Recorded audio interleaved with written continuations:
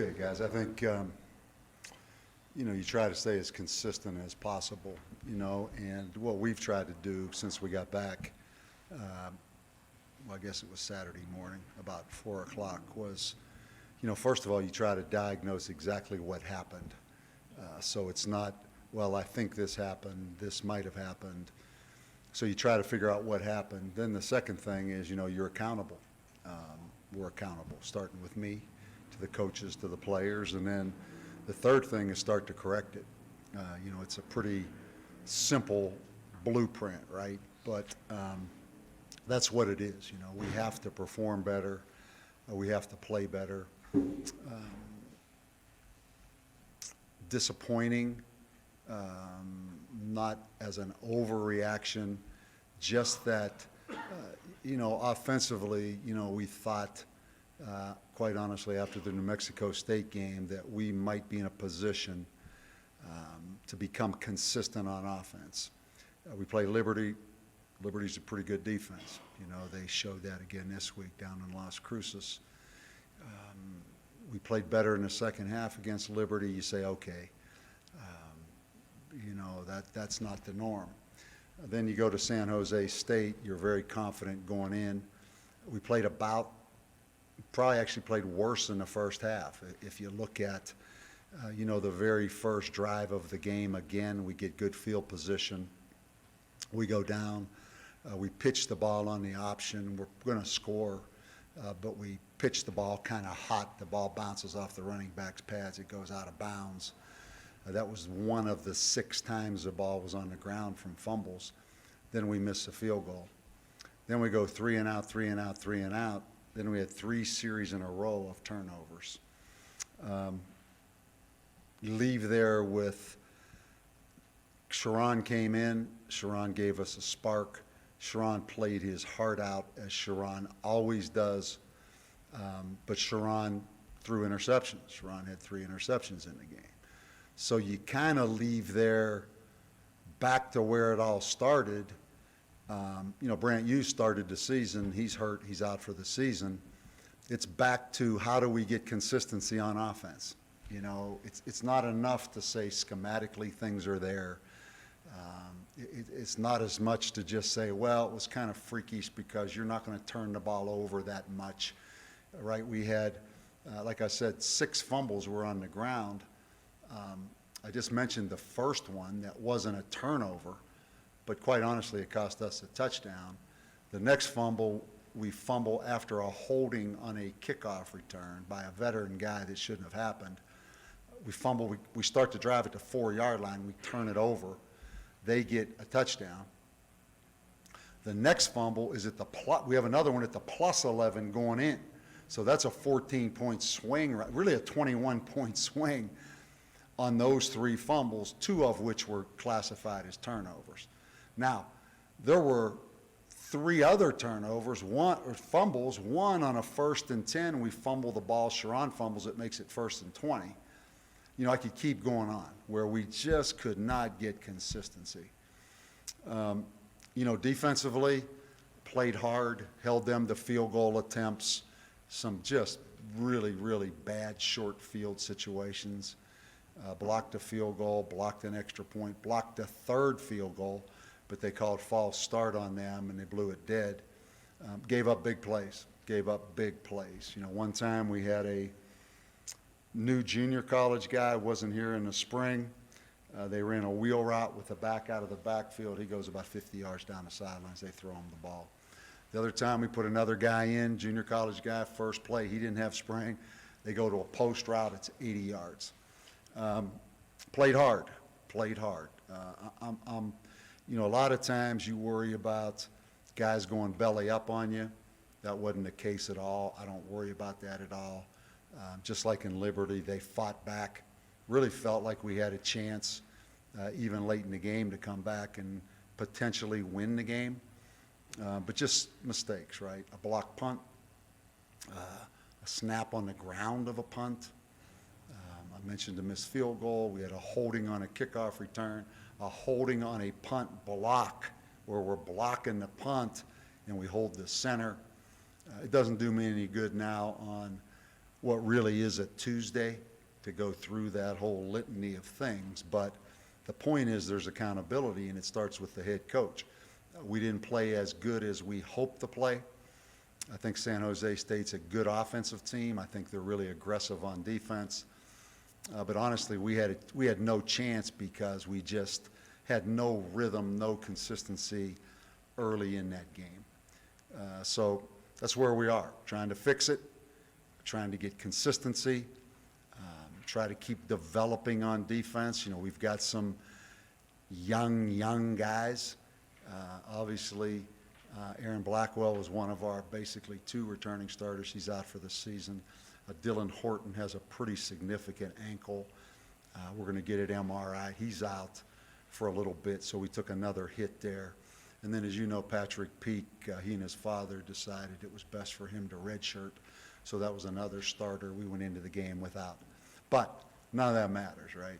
I mean, the great thing about football, the great thing about sports is there's a scoreboard, and that's all that matters in the end. Nobody cares about anything else, and they shouldn't. It's a bottom line deal, and we've got to get better, and I've been impressed with our guys.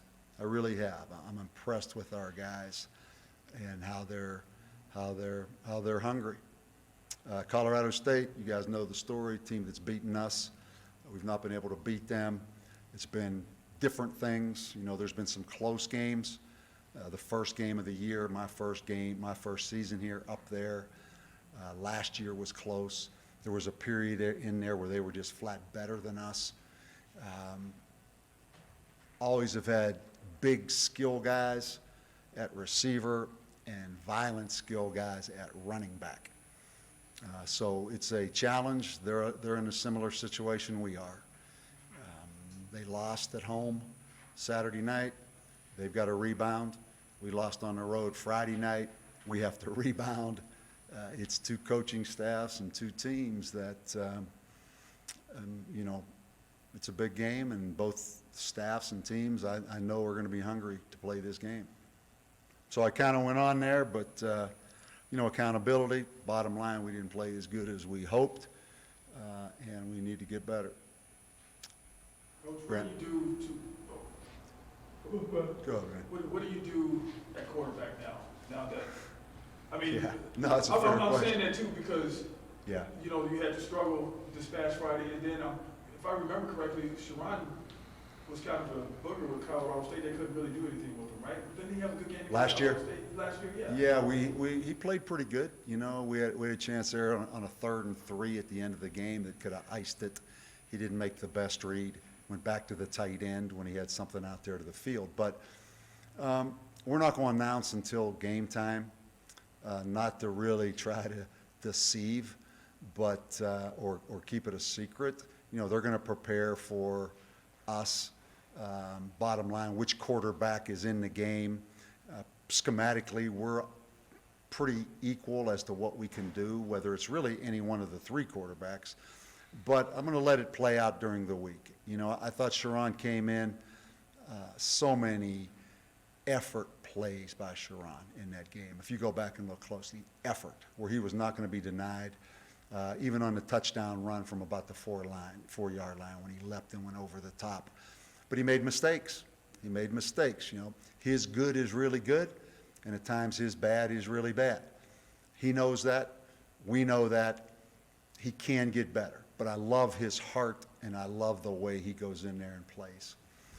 Tavaka, we still feel the same way about Tavaka. We think he can be really good.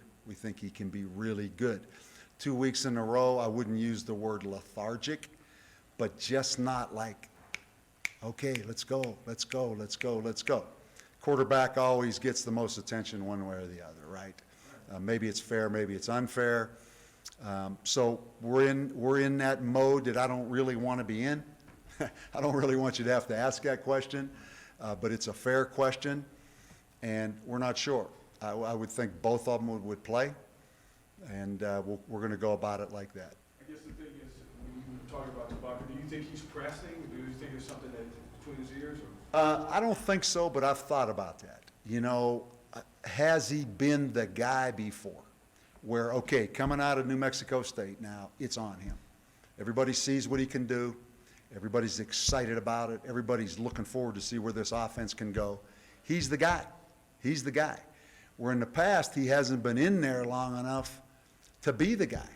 So I think that's a valid point. You know, whatever it is, he hasn't played as well as he is capable of playing the last 2 weeks. He rebounded in the second half against Liberty, but it was a point against San Jose where we couldn't wait for the second half. I mean, we needed something to happen right there, and we put Sharon on in. So fair point, maybe a very valid point. He hadn't been the guy with all the expectations on him, and everybody's saying, okay, we can be really good now. Thanks, Coach. Coach, defensively, last 2 weeks, they've had to pick up the slack with the offense. The offense struggling. What did you take away from Friday with the things they were, like you mentioned earlier, short field position and whatnot? How did you feel like the defense handled it? What was on their plate? I think playing hard. Again, it's kind of been a recurring theme. You know, we do have some limitations from the standpoint of young guys at critical spots, but have played hard. The reality is the last 2 weeks, I don't know how much Liberty nor San Jose State really said, okay, let's run the ball on them, because people kind of, by now they know what you are, and that football is going to go to where they want it to go. And they've exploited us throwing the ball, particularly the deep shots. I think in the second half, I think we played the ball much more aggressively. I do. I think we played more violent at what we call the junction point, where the ball is there. So I think we're making some progress. I do. I think it's a young group. It's a hungry group, somewhat of an injured group now with Blackwell, Dylan Horton, and I mentioned Peak. Adebayo Sorenstam has a shoulder that might not play. But I like the direction as far as the fight and the urgency. You know, I like where we're headed. Coach, as far as the secondary goes, you know, like, as far as stat-wise, they're not doing so great. Absolutely. In the category of stats. And you knew this coming in, that you had guys who weren't out there a whole bunch during the game and stuff like that. You were going to find out what they were. But what do you do now that you're in this situation? And is it where you just have to let them grow out of it? Or? Yeah, I think again, it's brutal honesty of what exactly happened in a way that they improve. Just brutal honesty of what it is. And it's a race against time. And I think the accountability piece, you know, I talked to our team, particularly the new guys and the guys that haven't been here long, about every step you go in this, there's a higher level of accountability. There just is. You know, all of a sudden you're on defense, and say you're at corner, there's a Division I offensive coordinator over there and coaching staff that have been prepared all week. So from the accountability of where you came from, it just escalated. Then the talent level of what you're going against. So, you know, I talk to our team sometimes, you know, a lot of times guys fall into the talent trap where they get by on just being good enough, and then all of a sudden that level amps up to where you have to have a higher standard of accountability, because it's on now. From an X and O standpoint, you're going to get exploited, and from a talent level. So it is being more accountable and raising the level of accountability. With each step of football, you go to the next level. And in reality, we got guys out there that haven't been here a long time. I mean, that's no excuse. I mean, this is my 8th season. I mean, we are because of whatever it is, what we are. But that is the reality. But I like the hungriness. I like the urgency. Again, I like the fight back. You know, we had a little bit of the one corner that came in, it gave up the 80. He hadn't played much at all. He kind of dropped his head a little bit. But as far as the other guys, there's been a lot of just resiliency and fight there. What surprised you most about this loss? Oh, the turnovers, without a doubt. The turnovers. You know, 4 interceptions, 2 turnovers on fumbles. That's 6 turnovers. Plus, as I said, there were 4 other times the ball was on the ground where it didn't count as turnovers. Simply one thing, and that's the turnovers. You know, we had some penalties that disappointed me. That sometimes happens. We have to get that cleaned up, but without a doubt, the turnover situation. I mean, it doesn't matter what we say we do, but, you know, we are on that as far as technique and emphasis and all that. But when you don't get the results, that's all that matters, the turnovers. Coach, we've seen the way that the offense has progressed where, after New Mexico State, Tamaka's throwing it, we're talking about the deep ball, and then it's kind of gone to a little bit more on the ground, a little more triple options, some things you're trying to implement. So just, I mean, you can't predict the future, but just now that we're in the middle of the season moving forward, what is that just because of where the quarterback situation is right now, and what do you want to try to control moving forward as far as that goes? Yeah, I think it's a good point. You know, truthfully, against New Mexico State, there were 2 hitches. One with Jordan Kress on our sideline that took a hitch and went 60. One was Cedric Patterson in the 4th quarter over on their bench, where he took a hitch basically and went 55, I think. Now, we did have a couple deep balls. We hit Kress on a deep ball. I don't think much has changed. You know, it's a little bit more of just exploding out of there and making a big play once you get your hands on the ball. But we haven't executed as good. You know, we haven't gotten the ball to the receiver quite as accurately. You know, it's not one thing. I don't think the schematic piece of it has changed, other than I do think we have to be able to run the ball because of, like a lot of people, our defense. You know, we have to try to get our defense off the field and keep our defense off the field a little bit. But why we're not doing what we did in 15 and 16 and 17 and all that is we have to score points. You know, I talked to Joe Daly about that today. So we're not going to change much. We need to execute better. I mean, there have been some, like, really exciting, impressive things, but God dang, the last 2 weeks, we haven't been as good as we should be. And they're good defenses, but they're not, okay, you're playing a really, really just, oh my God, defense. Truthfully, it's been, in all respect to Liberty and San Jose, in all respect, we self-inflicted more than they actually stopped us. And that's a concern, and that's all of us, coaching all the way down. Coach, what's your philosophy on how much leash you give your quarterbacks, or any athlete for that matter, but in particular quarterbacks? And is Sharon the kind of athlete, if you gave him more leash, could he mature and grow through the mistakes to become the athlete you want him to become? Yeah, we give him a lot of leash. Like a couple of those fades he threw, that he underthrew, he went and took the one-on-one coverage. Yeah, I mean, Sharon hasn't played. You know, Sharon hasn't played. You can say, well, he was at Tennessee. He didn't play at Tennessee. He had the 1 year at junior college, and last year was last year with no spring football coming in. So he's still, even though he's an older guy, young. And that will be the defining thing, you know, right, with Sharon. As Sharon gets more playing time, because he's going to play now. It's not just Tavaka's show, no matter how this works out. Now, that doesn't mean Tavaka's not the guy, but Sharon will play. When all the dust settles, can Sharon keep from turning the football over and making a big mistake? So we're giving him leash. You know, we haven't tightened it. We're the second year now. He's in his second year. We're letting it go now with him. But the thing is, can he do it without making a mistake? That will be what decides it. Coach, how important is it? It seemed like on the interceptions, we weren't looking at the ball. They were looking at it. Usually the defense looks last, but it Yeah. seemed like they were looking first, and that's how they intercepted, and we couldn't knock the ball away. Is that something you have to? That's really good. That's really a great point. You know, we have, first of all, offensively, when that ball goes up, we do something once a week called worst case scenario. In other words, you're the receiver and you're going down the field, and that ball is thrown where all of a sudden you have to become the defender. Worst case scenario. We did not do that very well. We did not do that very well. They beat us at what I call the junction point.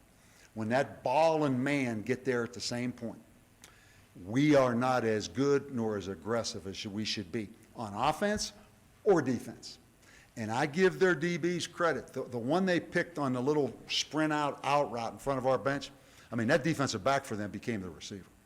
Confidence, strength, and went and attacked that ball. But that is very perceptive, and that's absolutely, absolutely true.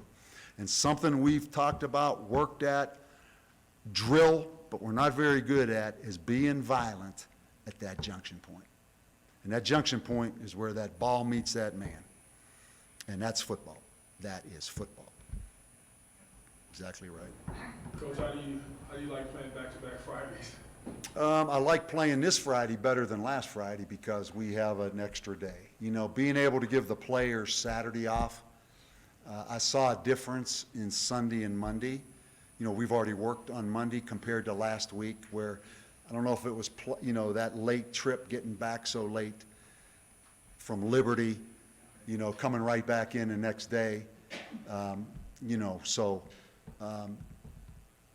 Again, the weather's supposed to be great this week. It's supposed to cool down pretty significantly, I think, Friday night. It's a 6 o'clock kickoff instead of what really was an 8 o'clock kickoff.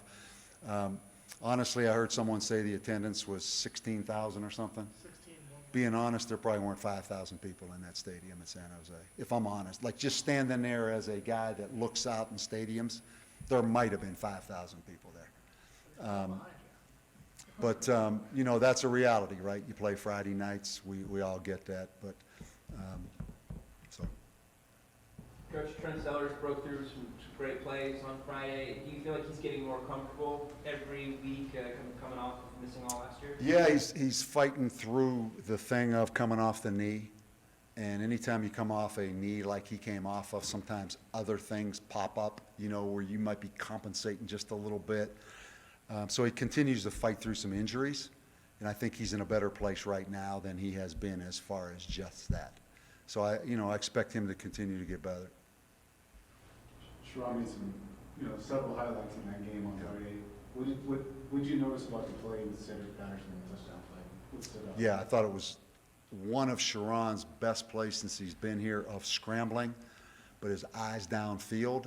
And the second thing, well coached by Cedric and our receivers of something you call the scramble drill. And all of a sudden, that play breaks down, and that quarterback scrambles. And to the side he's scrambling, you're going to go deep. To the backside, you're going to run the crossing route to get in the quarterback's vision. And it was a great job of just that scramble route taking place and then the accuracy of his throw. Because Sharon at times will underthrow the ball. Not because he doesn't have arm strength, but at times he underthrows balls. And that was pretty impressive. Cedric Patterson continues to emerge, right? A redshirt freshman that has some speed. Anything else? I think we're good. Thanks, Coach. All right, man.